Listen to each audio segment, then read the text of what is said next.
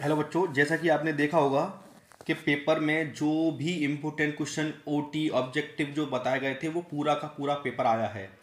और कल ही मैंने टॉप 60 क्वेश्चंस की वीडियो डाली थी। टॉप 60 जो क्वेश्चन डाले थे उसमें से आधा पेपर तो पूरा पूरा उसी में से आया है। मतलब अगर वो क्वेश्चन 50-60 क्वेश्चन करके भी गया हुआ कोई बच्चा तो उसके आराम से 50 से 60 नंबर आ सकते हैं। ठीक है, मतलब 75 में से 50 नंबर आराम से आ जाएंगे अगर जो कल टॉप 60 क्वेश्चन दिए थे वो करके गया हो तो, क्योंकि आधे से ज़्यादा पेपर तो उसमें से ही आया है पूरा का पूरा। जो कल मैंने टॉप 60 क्वेश्चन डाले थे, जिन्होंने वीडियो देखी थी उनको पता होगा, नहीं हो तो मिला लेना। ठीक है, अब मैं इसमें वीडियो में बताने वाला हूँ आपके सॉल्यूशन, और 12th वाली भी टेंशन ना लें, जल्द से जल्द मैं 12th की वीडियो भी लेके आऊँगा। तो इसके सॉल्यूशन चेक कर लीजिए आप फटाफट से। तो ये हिंदी मीडियम वालों के लिए ये टिक किए गए हैं इनके आंसर्स, ये हिंदी मीडियम वालों के लिए हैं, और ये इंग्लिश मीडियम वालों के लिए टिक किए गए हैं। आप आंसर मिला लीजिए, इनको टिक किए गए हैं जो। ठीक है, अब बात आती है रिक्त स्थानों की पूर्ति हिंदी में। अपरिमेय संख्या, इसमें त्रिघात आएगा, इसका आंसर -1 है। समरूप, छेदक रेखा और एक answer. English medium √2 is irrational number, cubic polynomial, common difference -1 था।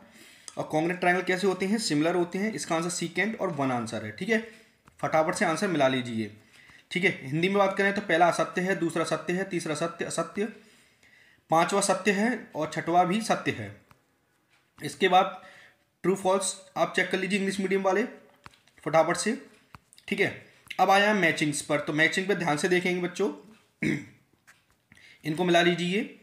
तो पहले का आंसर, तो यहाँ पे आंसर टिक नहीं की, यहाँ पे ठीक है, आप मिला सकते हैं। ठीक है, मतलब पहले का क्या आंसर था, ये कैसे आएगा ये बच्चों? 9 sec स्क्वायर -10 स्क्वायर होता है 1, तो 9 × 1 कितना होता है? 9, तो 9 आंसर आएगा।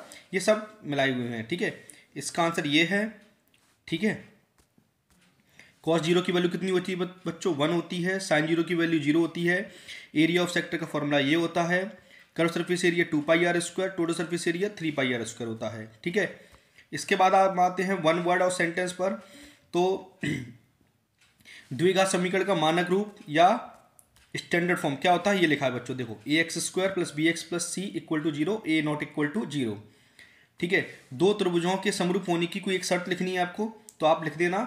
दो शर्त होती हैं कि संगत भुजाओं का अनुपात बराबर होता है या संगत कोण बराबर होते हैं, इन दोनों में से कोई एक लिख सकते हैं। इंग्लिश मीडियम वाले सुन लीजिए, corresponding sides are the same proportional या करस्पॉन्डिंग एंगल्स आर इक्वल, एक कोई दे सकते हैं। मूल बिंदु की x1 y1 से दूरी, इसका फॉर्मूला ये लिखा हुआ है, ये रहा। ठीक है, इसके बाद किसी छाया की, देखो ये होता है ये हो गई छाया, शैडो, ये हो गई हाइट। ये कब इक्वल होते हैं? जब एंगल कितनी डिग्री का होगा बच्चों? 45 डिग्री का। क्यों? तो tan 45 की वैल्यू होती है 1, तो tan 45 मतलब P/B = 1, तो P = क्या आ जाएगा?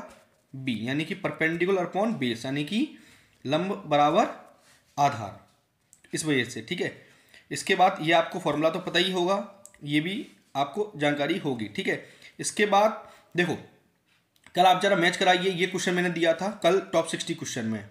इसके बाद ये मैंने आपको बताया था टॉप 60 क्वेश्चन में ये करना था आपको। टॉप 60 क्वेश्चन में मैंने आपको ये वाला करने के लिए बोला था।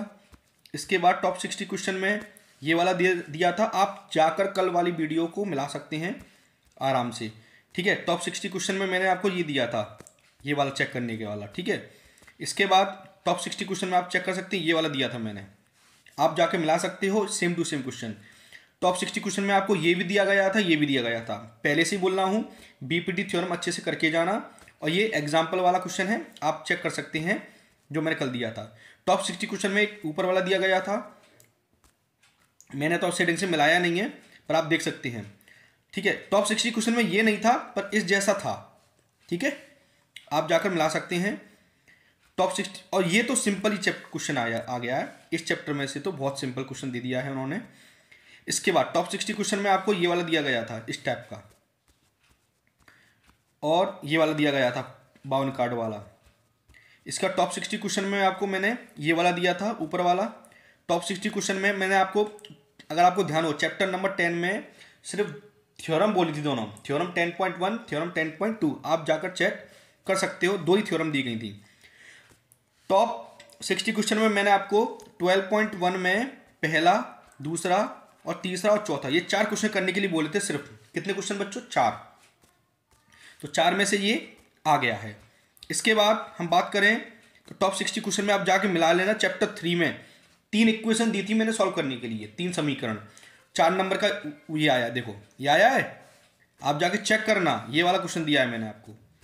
इसके बाद टॉप 60 क्वेश्चन में मैंने आपको नीचे ये वाला दिया गया था, ठीक है। जैसा कि मैं देख पा रहा हूँ टॉप 60 क्वेश्चन में से बच्चों 18 क्वेश्चन में से 15 क्वेश्चन तो टॉप 60 में से ही आ गए हैं बच्चों, है ना। तो टॉप 60 क्वेश्चन में मैंने आपको नीचे वाला दिया था ये। इसके बाद ठीक है, तो आप देख सकते हैं 18 में से 15 क्वेश्चन तो टॉप 60 में से हैं।